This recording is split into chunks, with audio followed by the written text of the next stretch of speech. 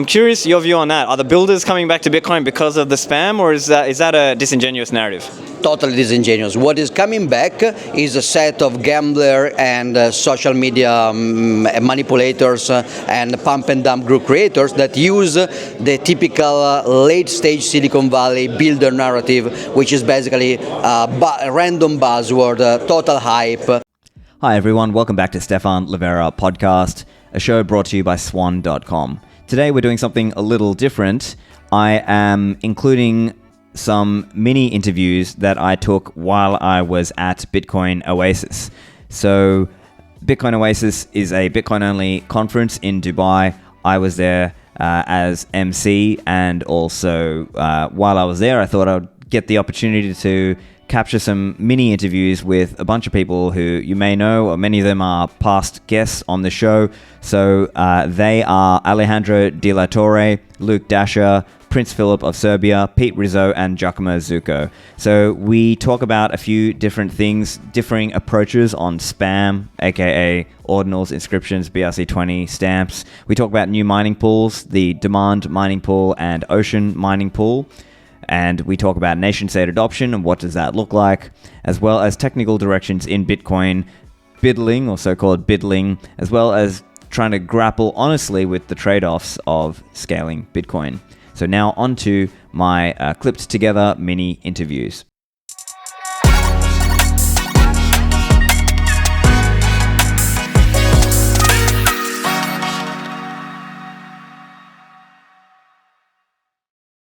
Hi guys, we are here at Bitcoin Oasis in Dubai. I'm here with Alejandro de la Torre. He is the CEO of Demand Pool, a new Bitcoin mining pool. He's also done a lot of things previously in Bitcoin, long history with Bitcoin mining. But let's first hear a little bit from you about what it's been like setting up your own new mining pool with Demand.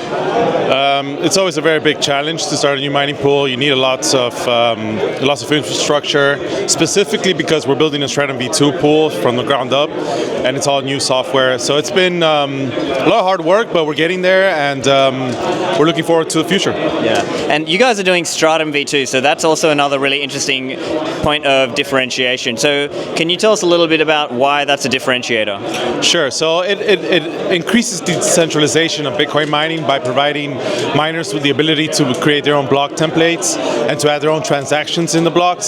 So what that means is that in the past, mining pool operators were the one with that power. Now the miners themselves have that power. It helps decentralization. I'm giving the power to the miners, essentially. That will also allow for you as a miner to include any transaction you want. If it could be A or B, whatever it is that you think is a good idea to add to the block, you can do it. You can do out-of-bound transactions if you're a large operator. You can also deny some transactions if you like. Yeah, so that'll be interesting. And so when you're setting up a new pool, I think one other interesting aspect is that you do need to make sure you get enough of enough hash rate to be a viable pool. So I guess that's going to be an interesting thing for you about making sure that you build up enough to be a viable pool. So can you just talk a little bit about that process? Sure. So that's old school business, and I've ran two large mining pool operations, and it's traditional business. You got to find the miners, you got to onboard them. The good thing is that Stratum V2 improves efficiency, improves encryption, security, doesn't allow for attacks. It's better with decentralization, as I said earlier. So already I have a very strong sell. That's going to help me. But it's a traditional business. You got to get boots on the ground and find miners and onboard them. Yeah. In terms of experiences here at Bitcoin Oasis, have you had any good conversations here, any miners or anything to share there? Yeah. So this is an important place right now for Bitcoin mining. I think the Bitcoin mining industry is evolving to include new regions, and one of those regions is the Middle East, and UAE is a hub for everything Middle East. There's also new places coming up in Africa. Latin America is a little bit more established. But yeah, the Middle East and this particular conference is great because I'll be able to meet all those guys in this region. Yeah, and as you mentioned on the panel earlier, that there's different models coming and people are looking for arbitrage and profit opportunities in different ways. Sometimes that is, the heating aspect, or using electricity that would otherwise not be used. So can you just elaborate a little bit on some of these new models, or what you're seeing there for electricity arbitrage? Sure. So one of the most important things about Bitcoin mining, as a Bitcoin miner, you need to find different revenue streams, and one of these revenue streams is heat recapture. A Bitcoin mining operation produces a lot of heat, and you can take that heat and use it for drying fruits, drying foods, heating water for the local populace. There's a whole. You can heat your house with it. So these things will provide a new revenue stream for mining, which will allow you to offset some of the risks with mining. As just if you just mine by yourself, you have lots of risk of the difficulty increasing, hash rate increasing, or Bitcoin price going down. But if you're selling fruits with the heat that you make, you can offset some of that risk. Yeah. So when it comes to, are there any other technical or otherwise elements that you want to just point out about demand pool? Sure. So it's built from the bottom up, Stratum V2. This is the first mining pool that will allow for your block templates to be created, increasing efficiency. So if you're a miner in a location that is a little bit away from a local internet point or away from any large city, you can mine with Stratum V2 with demand and gain efficiency gains and gain security. So this pool is very good for these miners located in regions where you might not have the best internet. So as we've spoken about in terms of regions like Middle East and Africa, but do you have any, I guess, countries in particular that you think you're bullish on seeing more Bitcoin mining come to? Sure. So Ethiopia is becoming a very large hub right now. Kuwait is big. Bahrain is big. Saudi Arabia is becoming a little bit more on the map. There's Latin American countries like Paraguay, Argentina, and we're starting to see some more interest in Peru and Chile, which I'm very interested in. So yeah, it's a natural evolution of Bitcoin mining. Whenever there's energy where it's stranded, otherwise wasted, you put a Bitcoin mining operation there, and you can generate money with it. Yeah, and that definitely cuts against this whole, oh no, Bitcoin mining, boiling the oceans, bad for the climate. I mean, it's simply not true, and that's just not that's not truth. And do you have how would you explain that quickly to people?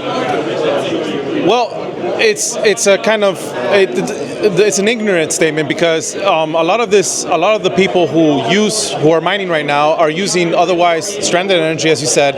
But let's give an example. I know I've worked with an operation that uses the pig manure that generates methane. They capture that methane with equipment, and they generate electricity. And so they're basically capturing that methane that otherwise would have been into the environment. Methane is much worse for global warming. So they capture that and they generate electricity, make money off of it with the Bitcoin mining operation connected to it, and they're helping the environment. It's a perfect match. Yeah, and I mean, even for me, I think the global warming stuff is a scam personally, but even from their own perspective, it doesn't even make sense, right? Yeah. So but anyway, let's finish it there. Where can people find you online? Yeah, you can find me on Twitter, BitEntrepreneur, and the pool is demand_pool. You can also find me on LinkedIn, Alejandro de la Torre. Hi everyone, I'm here now at Bitcoin Oasis with Luke Dashjr. He is CTO, and I believe you are chairman of Ocean Mining, right? Correct. Right? Yeah. Okay, great. So, look, I think the question on a lot of people's minds will be how you're thinking about the spam question. So maybe you want to just define for people, because some people have this mindset of, well, many people have the mindset that, okay, Bitcoin is permissionless, and it's kind of difficult to non-arbitrarily define spam. But I believe you have a different view. How would you define spam on the chain? Using Bitcoin, I would agree, is permissionless, but attacking Bitcoin is quite different. Spam is generally and broadly defined as anything that people have not consented to participate in or don't want to participate in, but they're being forced to against their will. And so everybody who's adopted Bitcoin has agreed to this monetary use case in financial transactions, even to an extent smart contracts. But nobody has, well, not nobody, but everybody has not all agreed to storing other data, processing altcoin stuff that's not even part of Bitcoin, like the ordinals and inscriptions. And so the fact that there is not this unanimous support for these things means that they are spam. I see. And so I guess in a sense it's like almost like a opt-in social contract kind of argument you're making here, that basically if you're using Bitcoin, you've agreed to the monetary uses, and arguably even if it's a monetary use that you disagree with, right? If it's like terrorism or things like that, you would say technically everyone's opted in for that, but not for the spam of the inscriptions, etc. Right. I see. And it's possible to put these things on a new blockchain that is even tied into Bitcoin, and people can opt into that. So, but the only reason to be putting it on Bitcoin's main blockchain is if the intention is to attack Bitcoin and force this on people who do not consent. I see. And so I think the other question a lot of people will have is the viability of actually filtering it out, because a lot of people, as I'm sure you've seen, that people share that meme, the information theory, etc., or that if you try to stop them in one way, that the spammers will basically find another way to get their spam included, as arbitrary file inclusion into the taproot, the witness component, or in the case of stamps or BRC20, it's just into the UTXO set. So could you just comment a little bit on how you believe it's viable to even stop the spam? First, you have to understand that ultimately it is possible to do a soft fork that maybe not completely eliminates it, but makes it much more expensive to the point where ordinary transactions can compete. But you don't even have to get that far. There's several stages before that with the spam filtration, which can all individually be effective and have been effective for the last decade plus, which Bitcoin has been using them. They just need there just happens to be a bug that was introduced at the same time as, but not by Taproot, that these inscriptions are using to bypass the existing filters. So I guess I partially agree and partially disagree, and I'm curious to hear where you disagree. So I agree that it's spam.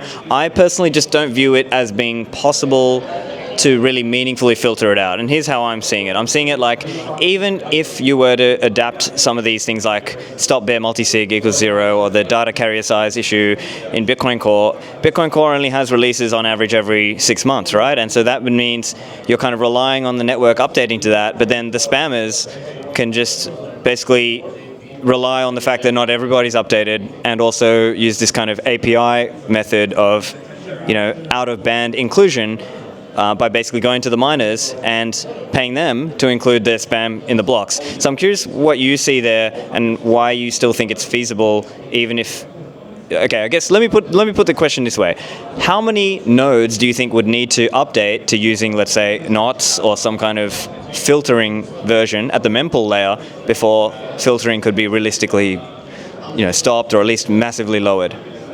It's to a large extent on the miners to do with the spam filtering. Once the nodes upgrade, it gradually will make it harder and harder to get the transactions to the miners. And when you say that miners can just bypass the nodes, that's technically true, but at that point we're dealing with hostile miners, and what percent of the network are these hostile miners? And then it's a completely different problem from just spam. It's an existential threat. So in one reading of Bitcoin, it could be also seen that it's like it takes two to tango, right? The spammers are there providing a monetary incentive, but a lot of the miners are maybe not as aligned with, let's say, you and I on the monetary view of Bitcoin, and they see it as more like just, hey, we're just a bunch of profit maximalists here, and we'll just take whatever people give us. And I guess the way I'm seeing it is it's more going to become like a stalemate where, let's say, those of us who believe in the monetary use of Bitcoin are not going to be able to enforce what we want onto the miners, and they're just going to say, screw you, I'm going to take spammer money, whether it's on-chain in the fee or whether it's out-of-band paid in a different way. Again, that gets back to miners that are essentially malicious.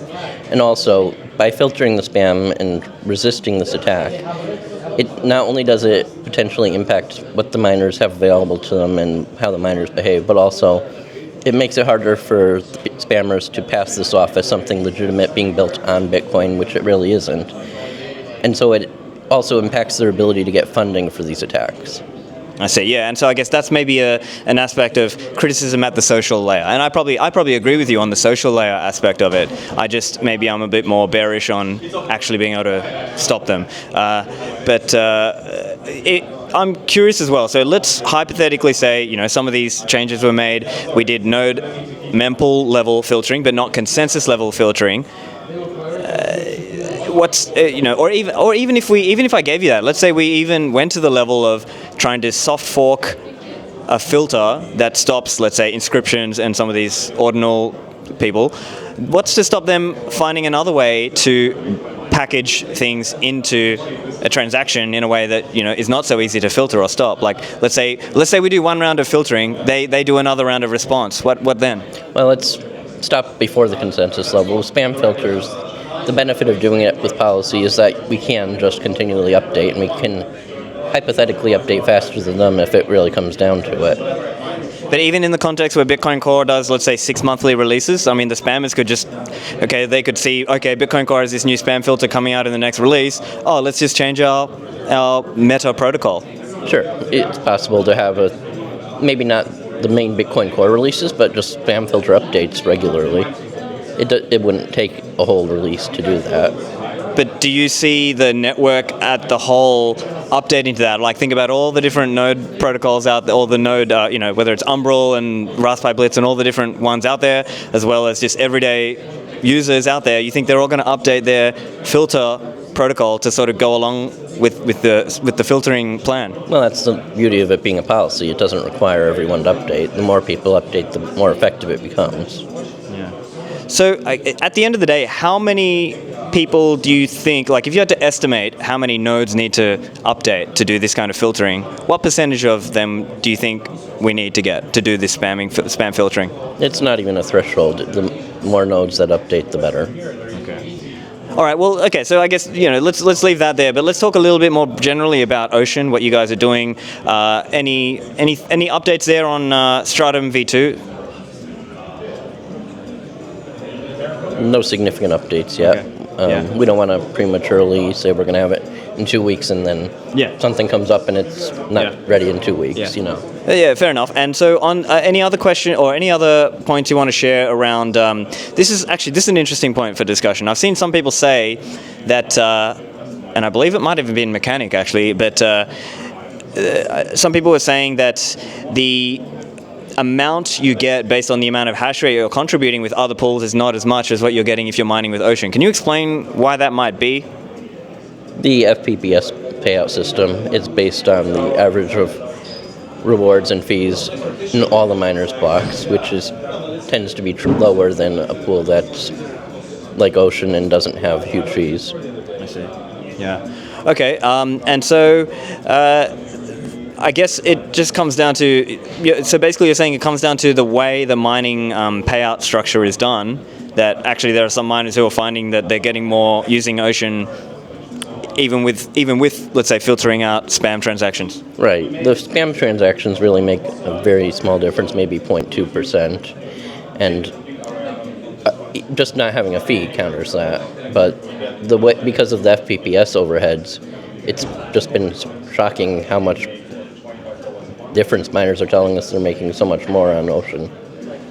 Yeah, interesting. And I'm also curious as well, when it comes to spam, I guess I've seen different arguments on why it's bad. So some people say, well, it's adding to the growth in the UTXO set, and that, especially BRC20 and stamps have really contributed to the growth in the UTXO set, but not as much, let's say, the vanilla ordinals and inscriptions. But others say maybe the impact is more that it's prematurely pricing out monetary users, right? Because the BRC20 people are so high time preference, they spend so much to get into the next block because they want to do the mint, that it prices out self-custodial users. From your perspective, what do you see as like what are the big objections you have against the spam in terms of what it means for monetary, Bitcoin adoption? I guess there's several things. The biggest one with blockchain growth in general has always been that it makes it harder for people to run nodes, and things like stamps that pollute the UTXO set in addition are especially bad in that regard. Yeah. But I would say the node aspect, it doesn't seem to have bloated the the blockchain growth that much, but it has seemed to have bloated the UTXO set a lot, at least in terms of, last I checked, the chain size is about 620 gigabytes, and, hard drive space is not that expensive nowadays, but it seems to me the UTXO set growth is maybe a little bit more of a issue. But I know you're also a known small block guy as well. Do you want to respond to any of that? The hard drive space has never been the concern for blockchain size. It's really just the processing time to do an initial sync for a new node. And that the blockchain currently is growing much faster than the technology has been improving to keep up with it. Yeah, I see. And so when it comes to Ocean, are you seeing, because you're offering, as I believe there's 3 main templates you're currently offering for people, do you want to comment a little bit on what the adoption has been like with those 3 templates? Like what are you seeing there? Almost everyone is sticking to the Ocean recommended template, the default. Okay. Great. Okay. So any other things you want to mention about Ocean and Bitcoin mining, just while we're here?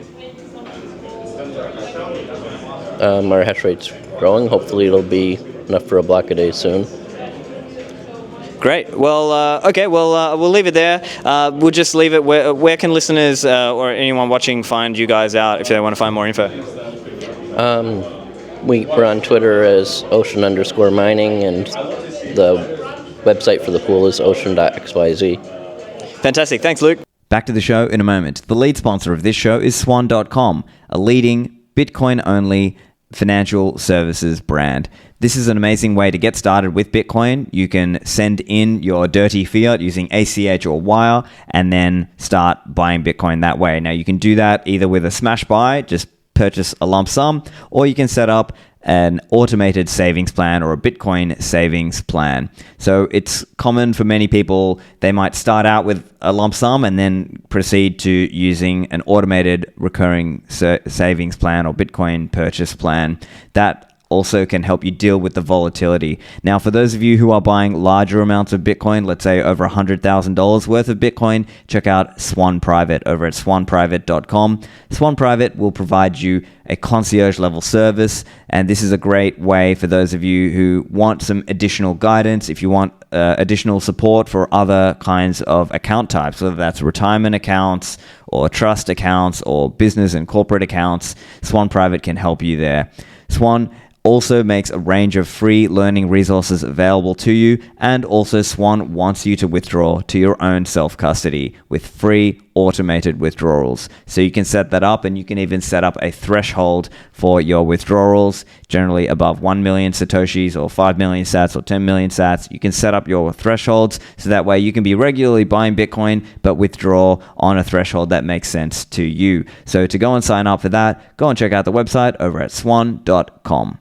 This show also brought to you by Mempool.space, the leading Bitcoin and blockchain visualizer. You can use Mempool.space to target the fee for your transaction, depending on where things are with the fees and the block space at that time. It can be very beneficial for you to make sure you target your fee appropriately. So I use Mempool.space all the time. I'm often just checking out the mempool just to see what's in there. And they are always adding new features and ways to visualize things and see what's going on. I like that they've got the mempool goggles, which is a new feature that allows you to toggle on and off some of the different filters and views to see what kind of transactions are moving through the mempool, whether they are multi-sig or not, whether they're inscriptions or not, or various different things, whether they are signaling RBF, replaced by fee. And so there's a lot of cool things you can see there over on the website at mempool.space. And don't forget, they've got an accelerator coming out. So if you want to get on the wait list for that, go to mempool.space/accelerator.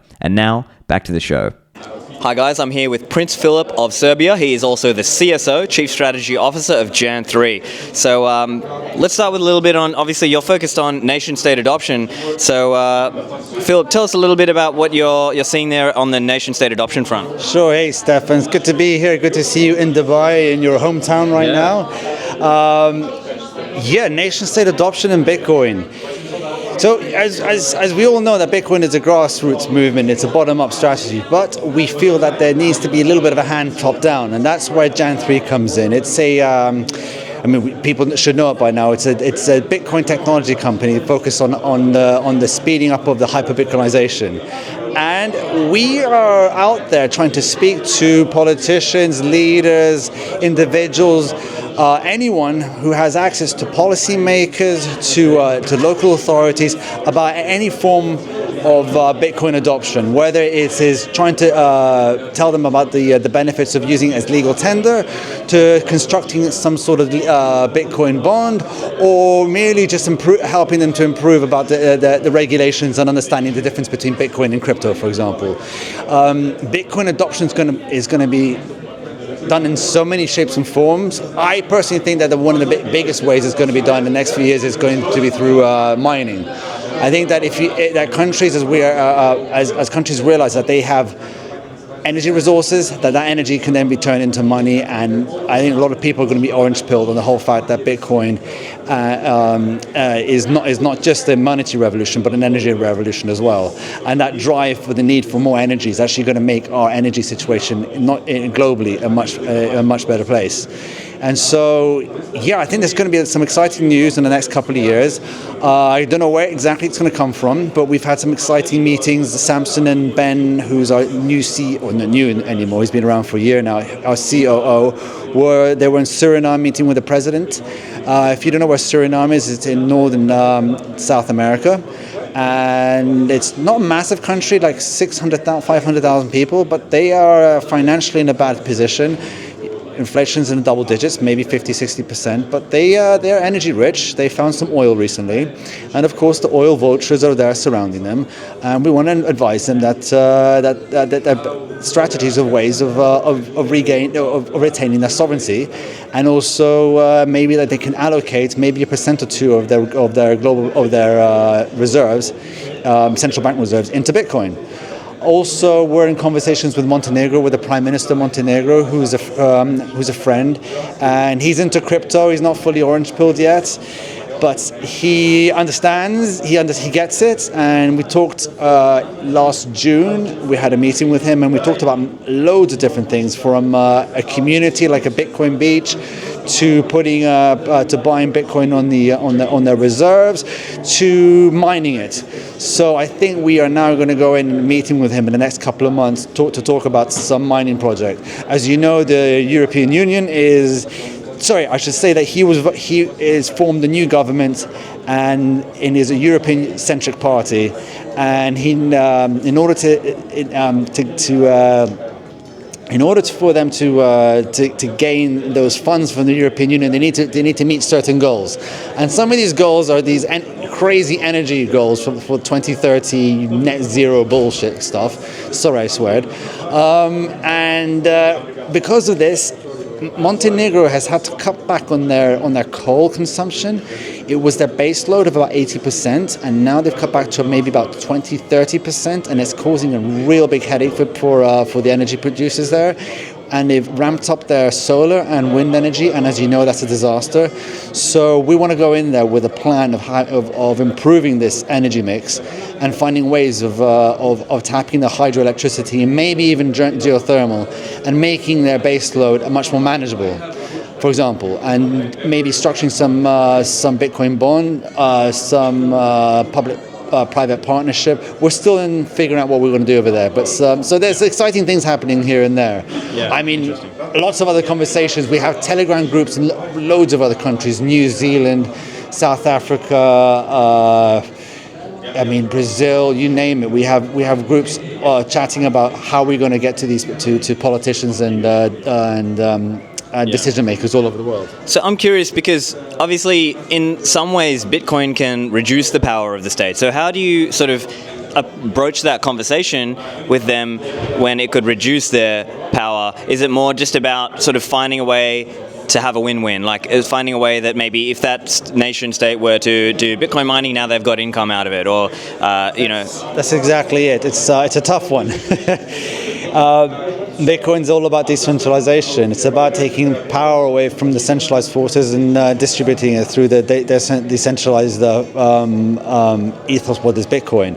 So yes, there has to be a sort of a win-win situation, as you perfectly said.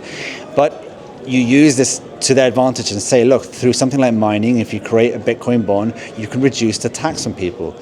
You can find ways of putting money back into the economy without having to raise one tax, or having to print any more money or go into debt. It's beautiful. There's many things that you can be done on Bitcoin that will benefit people and benefit the politicians. Yeah. So let's chat a bit about Aqua. I know this is a new wallet that you guys put out, and you can sort of, as I understand it, you can have Bitcoin on chain. You can also have LBTC with self-custody, and then it's also got swaps built into it. So it has Tether, but across multiple chains. It has Liquid Tether and also Ethereum Tether and Tron Tether, and also it has a swap infrastructure for Lightning.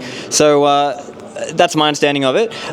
Go on. Apart from that, it's just the ability to be able to transfer out into ECR20 and Tron. ERC20, yeah. So when you transfer in, you can use that, but we'll hold it on Bitcoin, on Liquid. On Liquid, yeah. We don't hold those tokens. We just have we use side swap to be able to do that swap. Yeah. To be clear, it's kind of like keeping the balance in LBTC or in USDT, but using a swap service to kind of swap in and out if you need that service. So I'm curious, what your hope is there. I know you are really trying for LATAM adoption there. Yes. So Latin America is primed for Bitcoin adoption. Latin America, when I was in Argentina in November 2022, I saw that they really need to use the US dollar, and they like to have exposure to the US dollar because their peso had horrible inflation. When I was there, it wasn't as bad as it was recently, but it was definitely double digits. And everyone wants dollar exposure to some extent. And this is not just in Latin America, but most Latin American countries. So we Samson saw the gap that there's no wallet out there that is predominantly Bitcoin-centric with USDT on Liquid that allows people to have their savings account in Bitcoin, but also their spending account in USDT on Liquid, but also Bitcoin on Liquid and Lightning. So it's trying to fill that gap that where people want the dollar exposure, but also that savings account, and they can go between in and out of one or the other. And you can use that. I mean, I'm a maxi, right? I'm a Bitcoin maxi through and through, but I see the need of USDT Tether because it kind of is that gateway to Bitcoin adoption. People who are not really sure about Bitcoin but need to use USDT Tether, but need to download that wallet that has Bitcoin, will then see, what's this Bitcoin? And then we'll start putting their assets into Bitcoin and start getting orange pilled by that as they'll see their savings grow over time. Yeah. So I can see it like definitely the positive is that people can maybe have a smoother pathway into Bitcoin. I think one challenge I see, though, is that maybe it's hard to communicate to people what exactly the trade-off is around Liquid, right? Because ultimately, when you hold LBTC, yes, you're self-custodying it, but really it's kind of held by the Liquid Federation, right? And so there's kind of I guess it's a bit of a challenge of like trying to explain to a new coiner, hey, hold these 12 words, and it's kind of this LBTC and some of the Tether is kind of custodied for you by this federation. Like, could you just explain a bit, how can we approach that conversation for new coiners to kind of help them understand? But at the same time, I know you don't want to scare them off with too much complexity, right? I don't want to get into complexity because I don't know really how to get into complexity. But I would say that the federated model of Liquid it's actually proved itself during this ordinal situation right now that we've had right now, and it's lowered fees for a lot of people transacting in Bitcoin. So I only see a positive there. Yes, it centralizes Bitcoin, but you could argue that Lightning has its issues as well. So there is some trade-offs that you have to bear, but at the end of the day, it is still backed by Bitcoin itself. And the federations I believe are decentralized enough for there not to be a proper centralized point of attack. So I think this is something that we can talk about more in a more technical conversation, but I'm not that person. Yeah, of course, yeah. I think it's more just about, when we're bringing new coiners in, and it's kind of the difficulty of explaining to them what exactly they're holding. But at the same time, it's all about our wallet's all about user experience. I think to onboard the next billion people onto Bitcoin we have to make the wallets as simple as possible and as safe as possible. We are obviously open source and self-custody. That is number one. Those two, I mean, without those, you're not really you're not really doing Bitcoin. So that's really important. But we want to make the user interface experience so easy for them to go in from one form of Bitcoin to the other, and also with USDT Tether, and make it as seamless as possible, that your grandmother can use. Yeah. How has the conversation gone on getting nation states to actually adopt Bitcoin as a savings, as a reserve asset? I mean, we just had conversations with Suriname. Samson spoke to the president of Colombia as well. As I said, I spoke to the Prime Minister of Montenegro, but really we try to get people onto understanding, but it's something that central banks are not going to be very transparent about what they're holding. Yeah. All we know, many central banks are already holding Bitcoin as we speak. If they see that fiat is going to one day disappear and there's a threat from Bitcoin, then the best insurance head against Bitcoin is to buy Bitcoin. So if they see it as like a 1% threat, they'll buy 1% Bitcoin. And then if they see it like a 100% threat, then they'll start stacking Bitcoin. Yeah. And I know a lot of, I don't know, but I'm pretty sure some nations there are holding Bitcoin. Yeah. Okay. How about just conversations at Bitcoin Oasis? Are there any? What's it been like chatting with people here? How do you feel the relative level of understanding of Bitcoin is here? High level understanding. Really happy to be at a Bitcoin only event and in Dubai. It's my first time here. Very impressed by Dubai. Very impressed by how safe, clean, and orderly it is. Maybe has to do something that they're a monarchy or not. That's another conversation. But so the people, the attendees over here, are a great level of conversation. Some really knowledgeable people like yourself, and really real industry people that have been in the space for many, many years. And as I said, I'm not very technical, but I'm hearing a lot of very technical conversations, but also a lot of philosophical and ideological conversations happening on the side as well. So I've been thoroughly entertained, and I believe the size of the conference is great. Not too many people. It feels personal enough that you can kind of get to speak to everybody, but not in person enough that it's just like where it's too many people and you always have to bump into someone else and all that. I feel that you can really have a really personal experience over here. Yeah. Great. Well, those are the key questions I had. So where can people find you online? People can find me on Twitter or X at Prince Philip 1. That's PRINCFILIP 1. And Jan3.com. Great. Yeah.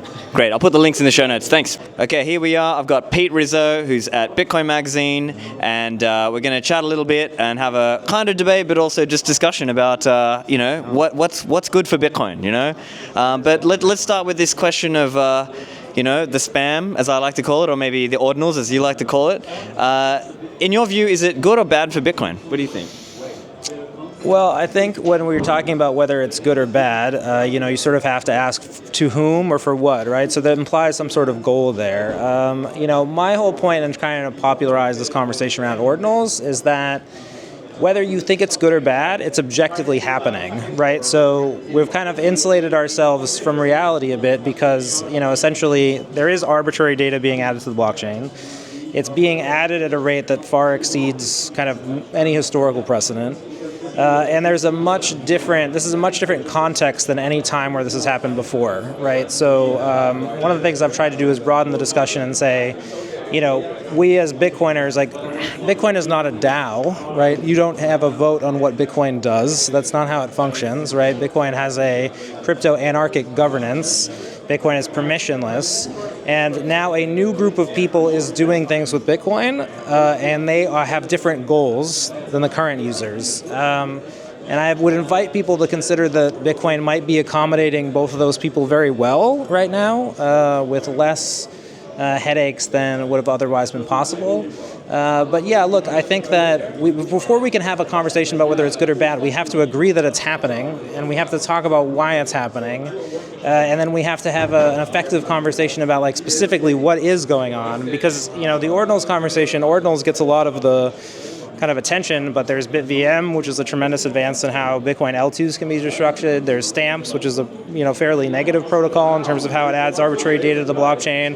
There's BRC20, which again is like a fairly inefficient protocol that has contributed to a lot of the kind of angst around ordinals. But again, because we're not having a conversation that is grounded in observable logic, like what is actually happening, who is doing what to whom, we can't separate all these things, right? So I'm really trying to move the conversation more to just a grounded reality. Let's just agree and talk about what's happening. Yeah. So let me put it this way. I think the reason when people are talking about ordinal, sometimes what they really mean is kind of all of those things, right? They don't just mean the Casey Rodama style ordinals, but they mean inclusive of Stamps, BRC20, and some of these other more pollutive or purposely inefficient protocols that are arguably making it harder for new users to sync a node. And so I guess that's where some of the criticism lies, I think. And I mean, to be fair, there is an element here of it takes two to tango, right? Like the spammers want to spam and the miners want to accept their payments, right? They want to sell block space to the spammers. And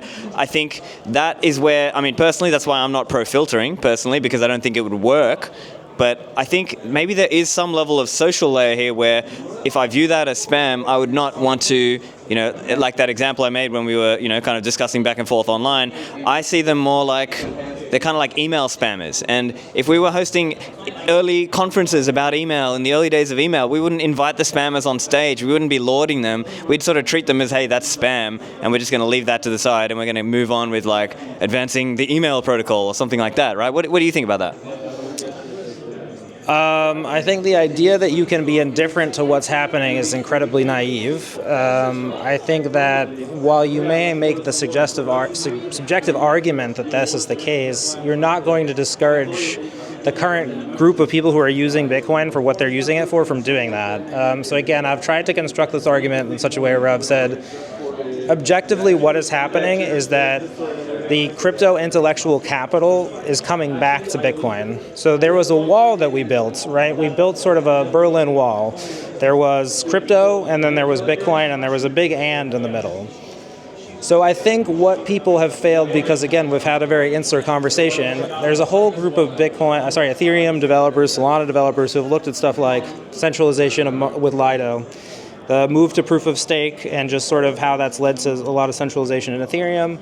And they're looking at their monetary policy and move to staking, and they see that those haven't been affected, right? So those are all real incentives that are driving intellectual capital from one group to another group. And they are going to start they want to start moving the things that they were working on to Bitcoin, right? And so they're starting that by doing what you would expect them to do, which is they're bringing their existing ideas and they're moving them over to Bitcoin to see if they're possible. And so, my question really is, how I would flip that back is, okay, why should we stop that migration? Like, what is inherently negative about that? Because in order to think that that's negative, you have to think that this whole group of people can't solve any problems for us. So let me put it this way. I think that maybe there's a slight confusion that, and I'm not trying to put words in your mouth, but I think the way people are trying to use rhetoric is say, oh, look, you're against the builders. We're builders here, and you hodlers and you monetary users only want a certain type of building. And maybe for the monetary users, they see it like, no, that stuff is not useful to us. We care about advancing Bitcoin as a money, and all this other stuff is kind of contradictory to the money aspects, right? So I think there are very few people who have adopted Bitcoin through sound money, through education, without priorly kind of speculating or engaging in some other crypto market. If you look at most of the people who kind of within even the Bitcoin maximalist community, a lot of us have stories about how we used to be confident in the crypto market, we were enthusiastic about it, and we stopped doing that. And I think an interesting thing to consider is that maybe we're fighting what is a natural adoption path. Like maybe it is simply true that people need to take a lot of time to understand Bitcoin, and that something that gets their interest initially. So I find it weird that the people who argue for like the sound money kind of like, okay, Bitcoin changes incentives kind of rhetoric don't apply this to, okay, well, obviously if that's true, and I believe that's true, then over time Bitcoin aligns everyone's incentives. Then we're simply dealing with a group of people who right now aren't as aligned, but eventually will be aligned. So if they come and they build a lot of things that aren't useful, but they're not adding transactions or bringing capital to the crypto apparatus, which we agree is negative. I'll give you a simple example. Tether is widely seen very positively in the Bitcoin ecosystem when it, as a blockchain, net reduces the amount of transactions that occur on Bitcoin. So Tether moves the US dollar to a Bitcoin-type decentralized payment rail, and because it offers that stability, it reduces transaction demand for Bitcoin. There's a group of users who would otherwise use Bitcoin that use Tether. But we seem to think that that's positive. And then I think what's interesting about, especially when you get to ordinals and BitVM, it's like, these are schemes that are actually net reducing the number of transactions on things like Ethereum and Solana that we have kind of, set ourselves up as adversarial against. And they're bringing that net activity to Bitcoin. And I think it's really interesting that we find one of those positive and one of those negative, because when I describe them as such, it would seem to me that the one that is bringing net demand to Bitcoin and reducing the demand from things that have been destructive, to our advancing of the technology, why we can't celebrate that, so I don't know, that's my perspective on that. Yeah. I mean, I guess, let me try to resolve a contradiction, I guess. Again, it depends on your own view. Some people actually do view Tether as, you shouldn't promote that, or I know others at Bitcoin Magazine are sort of critical of stablecoins, let's say, and so maybe from their perspective, Tether is a downside too. But I mean, personally, I see it as, I don't promote stablecoins. I understand why people use them though, and I think it's just, it's kind of like, yeah, they're gonna do what they're gonna do. I can't stop them. But I think the difference for me is more like, I wouldn't promote ordinals. I wouldn't invest in ordinals. I wouldn't, or spam, as I would rather call it. So I think there is a difference there, right? Between, let me ask you a question about spam. Okay, so it recently came out that Peter Todd went to Guatemala and he helped the judicial committee of that country certify an election on Bitcoin. So this is a non-monetary use case of Bitcoin that clearly has positive implications, and it seems to have a product market fit. So that also added arbitrary data to the blockchain. So is that an attack on Bitcoin in your view? That's a good question. And I think the way I see it, there's also kind of the element of, it matters if they're using efficient ways of, using the chain, right? Like Peter Todd and some of the other guys who are using those things are at least doing it in more chain efficient ways. Whereas, like, to me, the BRC20 and stamps is the more objectionable aspect, where they are quite literally doing it in the, in a purposely or let's say, in the case of stamps, I would argue it's intentionally being done in a destructive way, right? And whereas maybe with BRC20, it was maybe just done in a very, let's say, inefficient, but not necessarily intentionally malicious way, right? I think probably fair to say. I think that goes back to the point that I've tried to make, is that I think Casey Rodarmar has found himself with few defenders, and I think that's really sad, because I think if you look at the topology of the kind of new things that are coming to the Bitcoin network, Ordinals is as a protocol, and again, this is where I think, my interest lies, is in the protocol. It's constructed in a really thoughtful way, and it's a interesting critique, right? Like, it has a lot of argumentation built into it, but I think we've allowed ourselves to not have that discussion. Like, we haven't had a really authentic discussion about like what it is he has achieved, but I think the other sociological groups, the crypto people, they've had a really robust conversation about it, and their view is essentially, that he's unlocked a new design space for them. And I think this just all goes back to, we have to have authentic conversations about what is good and bad. Because like Luke would essentially come to the conclusion, and I asked him this over the weekend, he said, I said, do you view the Guatemalan elections, as spam? And he said, yes, it's arbitrary data on the blockchain, therefore it's spam. Okay. So again, this is incredibly subjective stuff. And this is why I keep trying to frame the conversation of, look, this is happening. I'm not responsible for it. I'm not doing it. I'm not buying or selling ordinals on a daily basis. I can't stop that activity. We've looked as a community at the number of ways that this can be stopped. A lot of them seem like they're much worse, right? They're cutting off your nose to spite your face. And so if we have to live in this reality, the rhetorical question that I've essentially asked is like, how can we get something out of this that is good for Bitcoin? Like, if this is going to happen, and again, it seems to be happening. The venture capital is coming back. People are building things on Bitcoin. I agree. I don't think a lot of the things that they're going to build are going to be useful. But if we're not having a dialogue with this group, how do we achieve anything? Yeah. So, I mean, a couple of things where I might disagree a little bit. I mean, I kind of agree on some things, I disagree on others, right? Like, I agree that we probably can't stop it. Like, I would disagree with, say, Luke on the filtering aspect, right? I'm not pro-filters, mainly because I think it's going to be it's going to end up in a stalemate and not really stop them. But I kind of disagree about this new narrative of like, oh, we're Bitcoin L2s, and really it's kind of like this shitcoin on Bitcoin sort of narrative that we've seen people do. There seems to be like a narrative shift of like, oh, look, see, we're like doing something on Bitcoin, but we've got this other token, and it's, But again, this goes back to the fact that we bedeviled the ordinals protocol on debut when in fact ordinals adds net economic demand to Bitcoin without the introduction of a new token. I mean, you can even think about it where it's like there's going to be a new block mined in the next 10 minutes, and that block will programmatically issue new assets like under the definition of his protocol. So again, if we can't have authentic conversations about what it is that like certain technologies do and what is better or worse, you end up in a position where it's like there's going to be a flood of these things. Some of them are going to be better, and some of them are going to be worse. But when it comes to authentic conversations, I mean, it's fair to say a bunch of us have been having them. I had Casey on my show like a year ago. I've been writing articles about it myself. And I think it's also fair to say if we're having authentic conversations, we should also point out that the ordinals view is an arbitrary view. Not everybody opts into that. You have to run ordinals software on top as an extra layer on top of your Bitcoin node in order to acknowledge, that I sent you this ordinal. Really, it's like a pointer into the Taproot witness that this UTX, it's like some dust points to a... For those users, it's enough, right? Like those users don't want anything else, and so it's going to be really hard to make any sort of authentic argument to them because they're saying not only is this good enough for us, but this is dramatically better than the standard that existed on Ethereum. So from their perspective, it's a massive upgrade, and so again, it's going to be really difficult to have that conversation with them.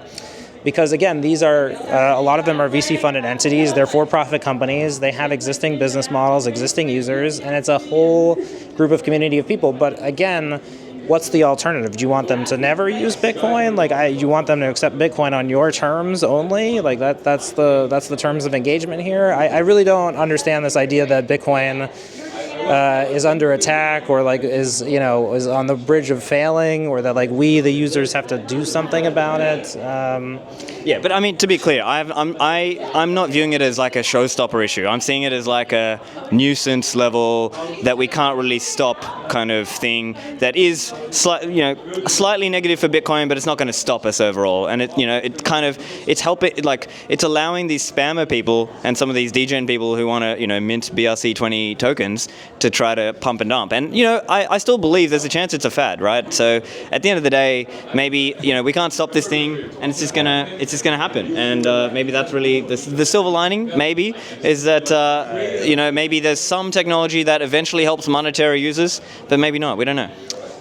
But again, what are monetary users? And then we know right now we don't have the technical infrastructure to fully scale to a world where we're as large as we want. Like even if you take the peer-to-peer Lightning payments in Africa, let's just say that that's a really attractive use case to you. You have to accept that we don't currently have the net infrastructure to accommodate, let's just say every transaction that was taking place in Africa can't take place on maybe you disagree, on the Lightning infrastructure and Bitcoin infrastructure. Oh, look, I mean, I think it's uncontroversial to say that Bitcoin, if you're talking on-chain and Lightning, it's probably supporting somewhere in the range of 10 to 100 million people, which is nowhere near 8 billion, right? I'll add one more thing. I just think a lot of these arguments, they're negativistic about people, right? I think that we have to be able to believe that people who are exposed to Bitcoin will ultimately adopt a value set that is aligned with Bitcoin, and I find the lack of optimism towards that really troubling, because again, we've spent a lot of time over the last few years talking about how Bitcoin aligns incentives, talking about how Bitcoin changes people's lives, and I think we're going to have to be patient with this group of people because again, look at the BitVM white paper. The first reference in that paper is to an Ethereum paper, right? There is a cross-pollination of ideas that has happened largely in the crypto space, and this intellectual capital. That's really, I think, my interest, is that there is intellectual capital on the other side of this wall, and I think attracting that intellectual capital to Bitcoin is a net good. And I think that's what makes me bullish about what's currently happening, is that there's a chance to get people who can help us with our mission and our cause and build things that are done in the right way. But I think we have to have a conversation conversation with those people first. Yeah, and I mean, personally, I'm not against BitVM. I think it's interesting technology, and we'll see what happens with it. And there's no shitcoin involved with it. But I guess let's leave it there. I think we've had our back and forth about what we think. Any closing thoughts for people, and where can people find you? Pete Rizzo, Bitcoin historian on Twitter, or now X. But yeah, closing thoughts. I think we all would like Bitcoin to be certain things and reach a certain level of adoption. And I think we should just be open-minded in dealing with this new group of people. We should give them the benefit of the doubt and engage when they are being malicious and have authentic conversations with them. So. Yeah, that's my piece. Interesting. So, are they spammers, or should we accept these people? That leaves that's an interesting question. And yeah, I think you're right. We don't necessarily have a choice. So, thank you, Pete, for joining me. Back to the show in a moment. When it comes to securing our Bitcoin, we need hardware to secure it above certain amounts and thresholds. CoinKite.com is my favorite here. They make the cold card, which I've been using for years as part of various setups. It's a very versatile and secure device. It has multiple secure elements. It has NFC support, and you'll find it really easy to use with desktop wallets such as Sparrow Wallet. Now, notably, CoinKite are also coming out with a new device, and so the pre-orders for that will be shipping out soon. Keep an eye out for that. So that device is called the Cold Card Q, and that device actually has QR code support as well. So I'm really looking forward to getting my hands on that device and playing around with that. Thinking about Bitcoin, you need to really consider using hardware, and I believe dedicated hardware devices really make a lot of sense as opposed to using generic computing devices, because often generic computing devices are very difficult to secure, and that's why using hardware devices such as the Cold Card, or in the future the Cold Card Q, can make a lot of sense for securing our coins. So if you need to get some hardware for yourself, go to coinkite.com and use code Livera for a discount on your cold cards. And finally, nomadcapitalist.com. So with Bitcoin, as I record this now, Bitcoin's price is crossing above $46,000. If you're living in a high-tax Western country, you might not be getting that much for the amount of tax that you're paying. As many of you know, I left Australia. I felt locked in. I thought it's just not really a great deal here, where if you consider your options around the world, and Nomad Capitalist can help you strategize and do this, you can shift overseas and lower your taxes. Now, I'm in Dubai in the UAE, but for you, it doesn't have to necessarily be in the UAE. The experts over at Nomad Capitalist can help you craft a plan that's suitable for you and for your family. They have helped people achieve and get passports from dozens of different countries. They've helped people move to dozens of different countries or set up fiat bank accounts across dozens of countries. They have close to 100 countries in terms of connections and information, and helping you put those puzzle pieces together. So they can help you out with strategizing and implementing the plan to move overseas, and that could be from a tax perspective. It could be from a perspective of getting a Plan B residence or citizenship. And it could also just be that you want to gain additional access to investments in other countries. So there's all kinds of reasons that you might want to look at this. If you're interested in this, go and check it out over at nomadcapitalist.com/apply. And now, back to the show. Hey guys, I'm here with Giacomo Zucco. He is the director of Plan B Network, focused on Bitcoin education. He gave a talk earlier about Bitcoin as the digital gold standard, but I wanted to get some of your views on Bitcoin technology as well as spam. We should chat about the spam. I know you are a noted critic of the spam.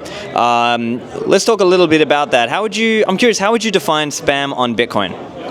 The same way I would define it in every other software system, email, Twitter. Spam is an information in an information sharing system which is unwanted by the receiver.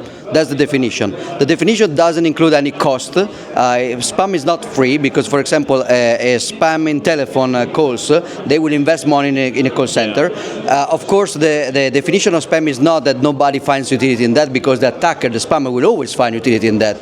So the only definition, it is unwanted by the user of the system that receives receive it. It could be a subset of users because maybe the Twitter bot, the X bots that are just pushing like naked women. Somebody could find it interesting. Right. Somebody else that just want to have a conversation may not. So that's spam because it's clear for the people sending the information that some of the users receiving it don't want it, but they do it anyway for many reasons. Reason could be disruption, so it could be the DDoS attack. Reasons could be commercial, so even if most people will hate it, a subset will have a conversion rate. Yeah. Or reason could be publicity via outrage or trolling or having fun, but that's spam and it has nothing unique to Bitcoin. It's a general problem in software because in software you can have a low cost of sending information and you can have reach a potential infinite number of users with sublinear cost. In Bitcoin, that's even more true. Some people say that's not true in Bitcoin because you pay fees. But in Bitcoin, you pay one single instance of block space once to one miner, and then you will have all future Bitcoin nodes downloading that data forever. Maybe not holding because maybe they could prune it, later, but they have to download it forever. So Bitcoin is, in a way, was deriving from anti-spam like Hashcash, but it's a perfect spam system right now because you can basically paying one single inch of it's more effective than the call center. Yeah. The call center you spend like 100K and you reach 1 million people by phone. In Bitcoin you pay $30 and you reach millions of Bitcoiners forever. Yeah. Now, I mean, I'm with you on that I believe some of it is spam, although I'm maybe not convinced that filtering will work. I think it kind of will end up like a stalemate. The reason I believe that is even if Bitcoin Core were to update some of the filters, Bitcoin Core has releases normally twice a year, and so then spammers can just change their protocol. They can change the meta protocol. They can be like, oh, look, we see Bitcoin Core is going to update their filter. We'll just change our approach. And, like it or not, there's kind of also an element of here, it takes two to tango, right? The spammers want to spam, and some of the miners, they want that revenue from the spammers, whether we like it or not. So I'm curious what you see there as the realistic chances of being able to filter out the spam. Even if I'm sympathetic, I think we might not be able to. That's a totally reasonable objection that I respect and probably even share. If somebody tells me that filters may be a long-term solution to spam, that you do one filter and then everything is solved, that's not true. Trivially not true. Everybody can just route around. Somebody could say that we could keep doing updates of filters, like filtering spam. It is a cat and mouse game everywhere, in email, everywhere, in Twitter. Yeah. So you keep the cat work and they keep the mouse work. The advantage is a little bit asymmetrical because it's easier to fix the filters than to find a ways around it. Maybe, but that's debatable. But anyway, we could just say we keep going. The problem is that this is not a one-off silver bullet. That's a continuous struggle. What I find hypocritical is to say that this kind of struggle is inconceivable, or that there are some people holding at the same time that this idea will be useless and also hurtful. That's basically impossible. Gotcha. Yeah. If it's irrelevant, it's irrelevant. Yeah. People will just go off ban. If going off ban will kill Bitcoin, we have a total different problem because people are already paying for block space off ban. Yeah, so to say that spam is not a problem, but filtering spam is, I think is crazily hypocritical. But to say that there is no good solution for spam, I think it's a fair assessment. And people that expect a magic solution from filters, I think is very, very naive. There is a subset of people, like for example, if you talk with Luke say, okay, filters will help the problem to be clear. Like if miners are clearly going around the mempool in order to include obvious spam, then the miners are so obviously malicious that we can coordinate better a response to that. But I'm so scared to any kind of response to that, which is basically only a nuclear option, that I don't know we want clarity in that case. Right. But that's at least is a consistent, so the strategy is not naive in that case. The strategy is we filter, so you go off band in order to include spam, which is obvious spam, so we know you're being malicious, and so we can coordinate some response. I don't necessarily promote this kind of situation because that kind of war, total war with miners, is not a war which is easy to win because any consensus change, especially on that, will require so much coordination that will basically be a strong centralization point. Yeah, and maybe the argument would be that it's kind of like an asymmetric thing, like it would require so much effort to try to put in this spam filtering effort that the spammers could just route around. I think, let's put that to the side. One other area that's kind of related is there's been this narrative of, oh, the spam in their words, ordinals and inscriptions, is bringing the Bitcoin builders back. It's bringing builders back to Bitcoin in their view, or that there's this kind of new L2s that kind of actually have their own token. I'm curious your view on that. Are the builders coming back to Bitcoin because of the spam, or is that a disingenuous narrative?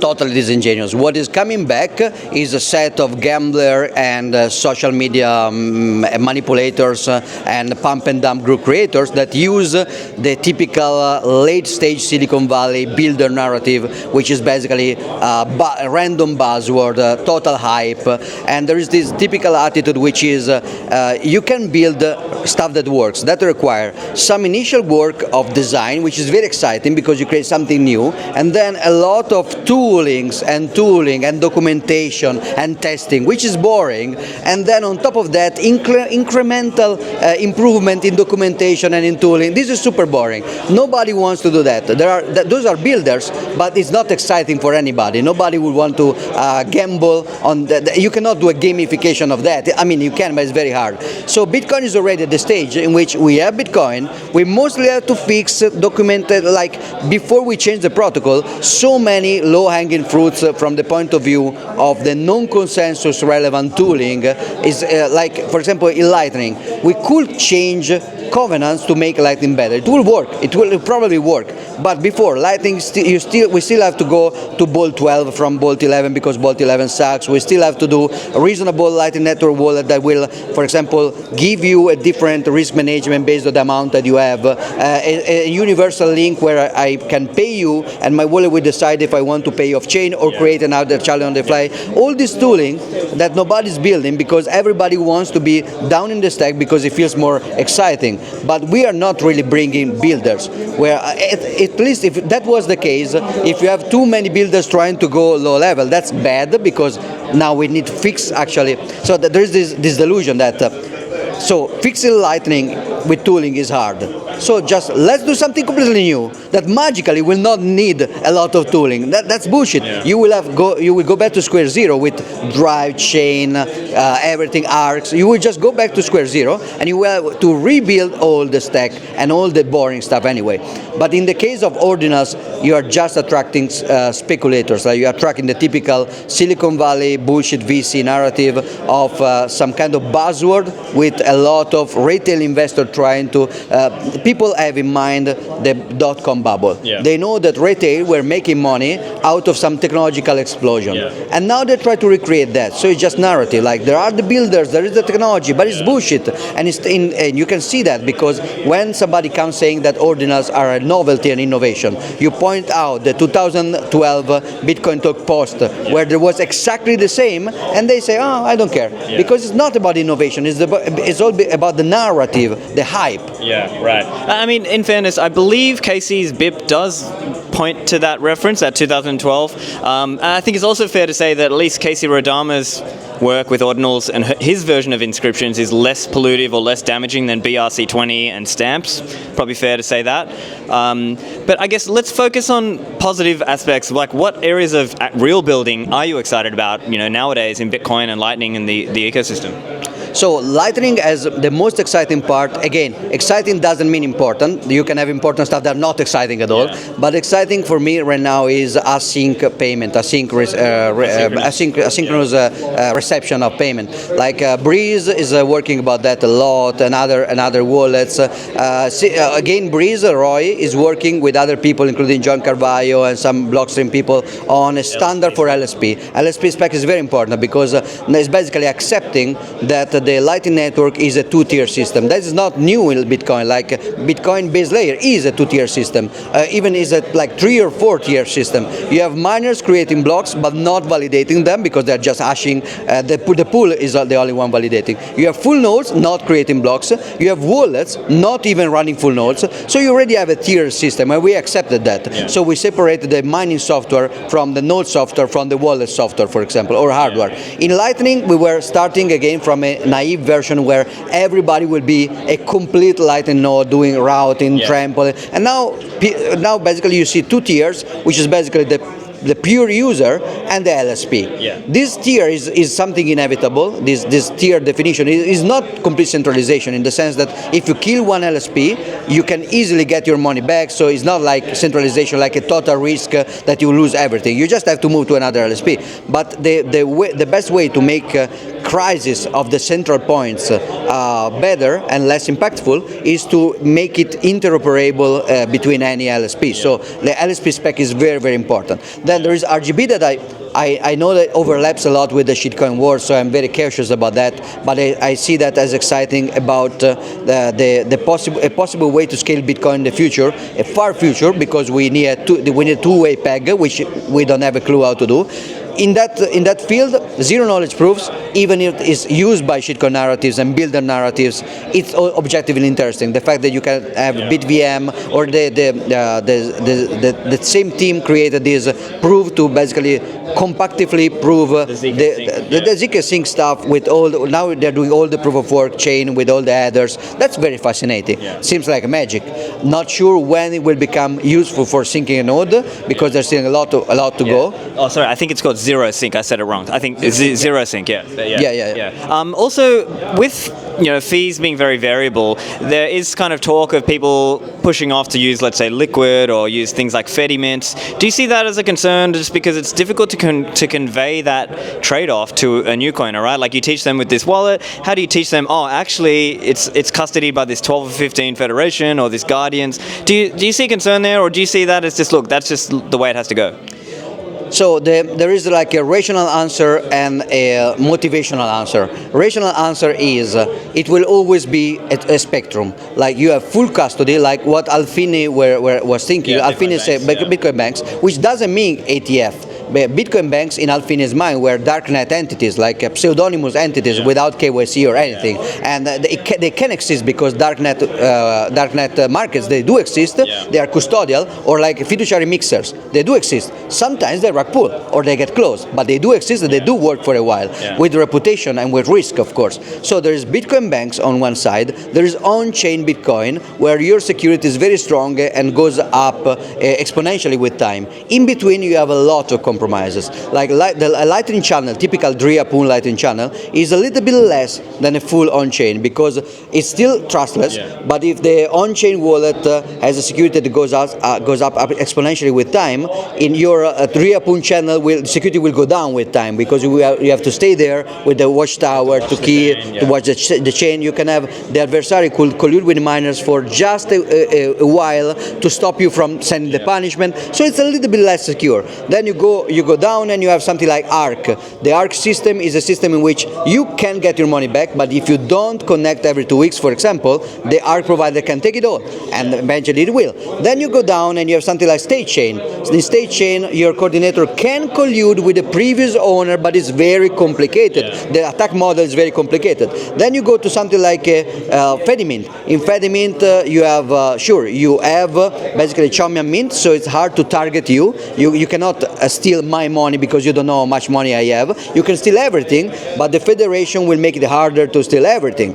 And then you can go down to something like a single Chaumian Mint, like Cashew, for example, which you have Cashew, then you have basically, the full Bitcoin bank like Alfine. If you put a Chaumian Mint on top of that, it's better, that's Cashew. If you put a federation, that's better, that's basically Fedimint. If you put a side chain kind of full reserve proof, that's Liquid, basically. And if you go even beyond, that's a state chain, and then you can go to an ARC and then to a channel. So you have this spectrum. The motivational answer is we should always push in this direction rhetorically because people will already gravitate to the simple direction anyway instinctively. So we should not teach, for your use case, just use custody.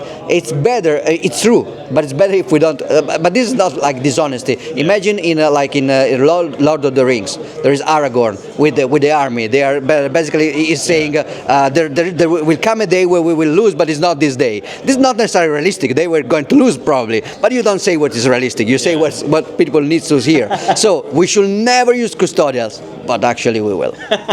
And of course, I mean, it's going to be driven by cost as well. Anyway, I've kept you for long enough, so just as we finish, where can people find you and find what you're working on?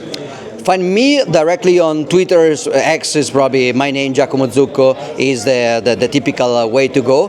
Right now I have many projects, but I'm trying to focus on one specific in the next month, which is Plan B Network, planb.network.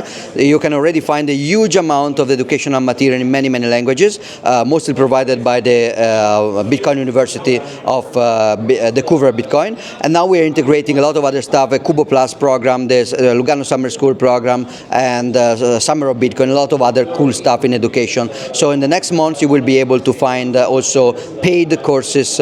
We will intermediate professionals of teaching like Lisa and Jimmy and other people in the ecosystem. Fantastic. Thanks, Giacomo.